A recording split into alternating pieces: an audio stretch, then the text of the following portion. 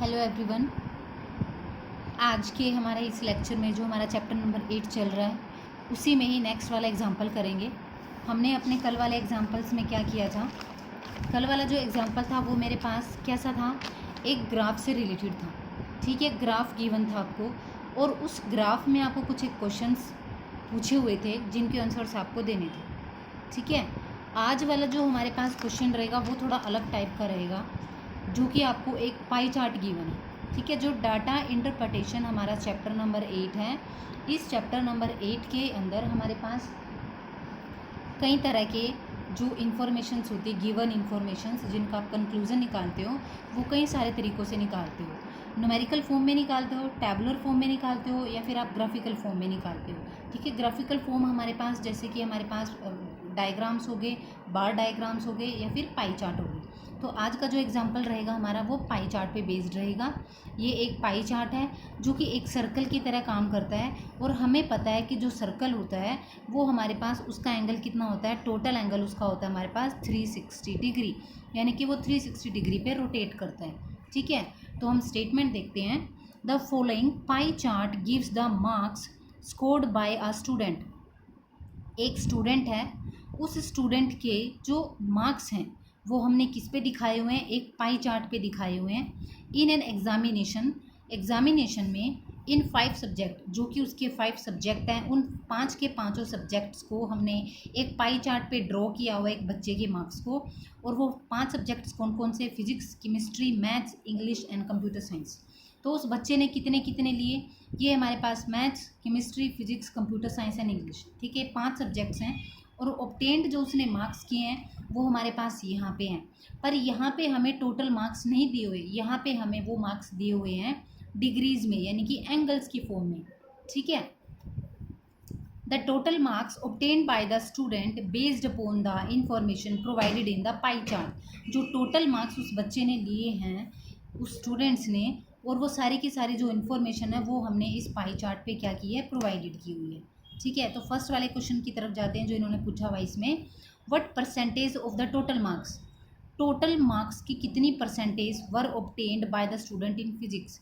उस बच्चे ने सारे के सारे टोटल मार्क्स में से फिजिक्स में कितनी परसेंटेज ली है? ठीक है, तो उसको कैसे निकालेंगे? जो सेंट्रल एंगल होता है यानी कि फिजिक्स का, वो कितने हमारे पास 90 डिग्री का एंगल बनाया हुआ है। ठीक है, तो यहाँ पे करते हैं central angle corresponding to physics is equals to 90 degree. ठीक है, 90 डिग्री है वो। जो परसेंटेज निकालनी है, percentage obtained by student in physics, आपको फिजिक्स में उस बच्चे की क्या चाहिए? परसेंटेज चाहिए। तो फिजिक्स में हमारे पास कितने का बनाया था उसने? 90। डिवाइडेड में क्या करोगे? टोटल एंगल कितने पे रोटेट करता है एक पाई चार्ट? 360 पे। 360 कर दो, मल्टीप्लाई किससे कर दो? 100। 100 से क्यों किया? क्योंकि हमें क्या निकालनी है? परसेंटेज निकालनी है। अब आप इसको कैंसिल कर दो। जब इसको कैंसिल करोगे तो 90, 0 से 0 कैंसिल हो गया। 9 की 4 टेबल में 4 पे आता है, तो 1/4 मल्टीप्लाई 100 हो गया। अब 4 को 100 से मल्टीप्लाई कर दो, कैंसिल कर दो, तो 4 2 ज़ा 8, और यहाँ पे 2 बचा, तो 4 5 ज़ा 20, तो ये हो गया 25%। यानी कि उस बच्चे ने जो स्कोर किया या फिर परसेंटेज जो लिया फिजिक्स में वो कितनी है? वो 25% है। जो 90 है ये तो हमारे पास एंगल है, 90 डिग्री का एंगल है। जो सेंट्रल एंगल बनाया है फिजिक्स में उसने बनाया 90 डिग्री का, पर इन्होंने परसेंटेज पूछी, तो परसेंटेज हमारे पास कितनी आ गई? 25%। उसके बाद जो नेक्स्ट वाला क्वेश्चन है वो क्या है? इन विच सब्जेक्ट, कौन से सब्जेक्ट में the student scored 100 marks? In which subject, कौन से सब्जेक्ट में the student scored 100 marks? 100 marks लिए उस बच्चे ने। ठीक है, तो 100 मार्क्स उसने, और टोटल मैं बता दूं आपको, उसका टोटल जो था एग्जामिनेशन 5 के पाँचों सब्जेक्ट्स का जो टोटल था ना स्कोर, वो टोटल उसने 450 में से लेने थे। ठीक है, 450 टोटल मार्क्स, ये जो 5 सब्जेक्ट हैं इन पाँचों का जो टोटल बन रहा है वो है 450। ठीक है, और वो कहते हैं कि 100 मार्क्स उसने कौन से सब्जेक्ट में ले लिए, तो उसको करते हैं सेंट्रल एंगल निकालने के लिए। अब सेकंड, सेंट्रल एंगल कॉरस्पॉन्डिंग, किसके कॉरस्पॉन्डिंग? 100 मार्क्स के। 200 marks is equals to 100 marks. अब जब मार्क्स की बारी करेंगे तो टोटल मार्क्स कितने थे? 450। ठीक है, मल्टीप्लाई किससे करोगे? एंगल से। यहाँ देखो ये डिग्री था 90 डिग्री, और ये कितने पे रोटेट करता है? ये करता है 360 डिग्री पे रोटेट। तो डिग्री के नीचे डिग्री ही आनी चाहिए, एंगल के मार्क्स के नीचे मार्क्स ही आने चाहिए। ठीक है, तो इसको यहाँ से मैं कर देती हूँ कैंसिल, 0 से 0 पे, और ये गया हमारे पास 5 की टेबल पे। 5 2 ज़ा 10 0, और 5 9 ज़ा 45।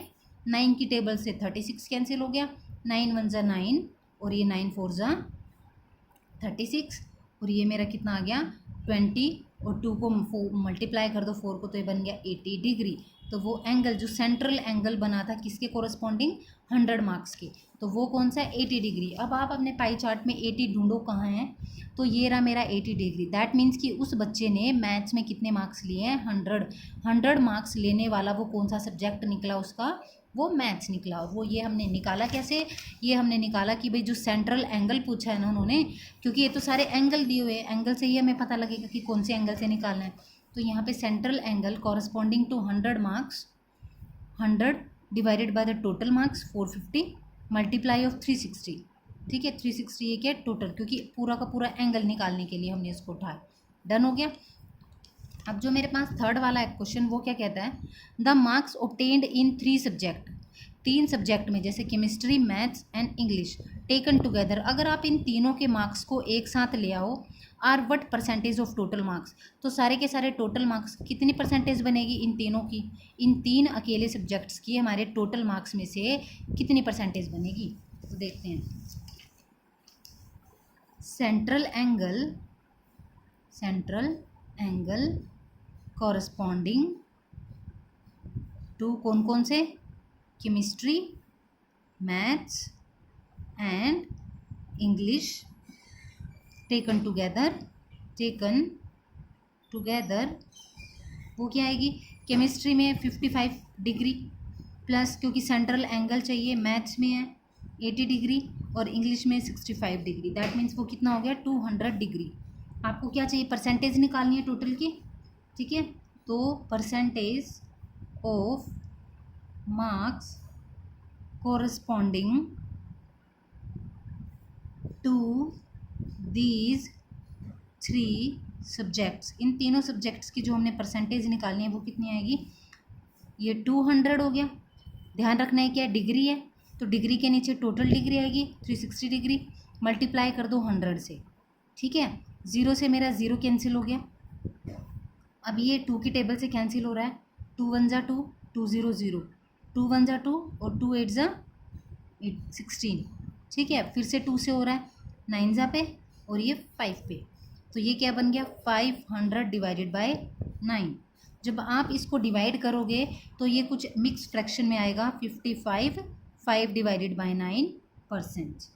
ठीक है, तो इन जो 3 सब्जेक्ट्स हैं ना, केमिस्ट्री, मैथ्स और इंग्लिश, इन तीनों का जो परसेंटेज बनता है वो हमारे पास बनता है 55%, तीनों का टोटल। ठीक है, यही पूछा था। फर्स्ट वाले में हमारे पास फिजिक्स के जो 90 डिग्री उसके मार्क्स पूछे थे, तो हमारे पास ये परसेंटेज में निकाल दिया। 100 मार्क्स वाले पूछे थे कौन सा सब्जेक्ट है, तो वो हमारे पास मैथ्स निकला था। तीनों का ऐड करके बताना था कि कितना परसेंटेज ले रखा है तीनों ने, तो हमने तीनों के पहले क्या किए? एंगल को ऐड कर दिया, एंगल को फिर 360 डिग्री से डिवाइड करके 100 से मल्टीप्लाई कर दिया, फिर इनको आपस में कैंसिल करके हमारे पास क्या निकला है? इनका टोटल परसेंटेज निकला है तीनों के तीनों सब्जेक्ट्स का। क्लियर भाई?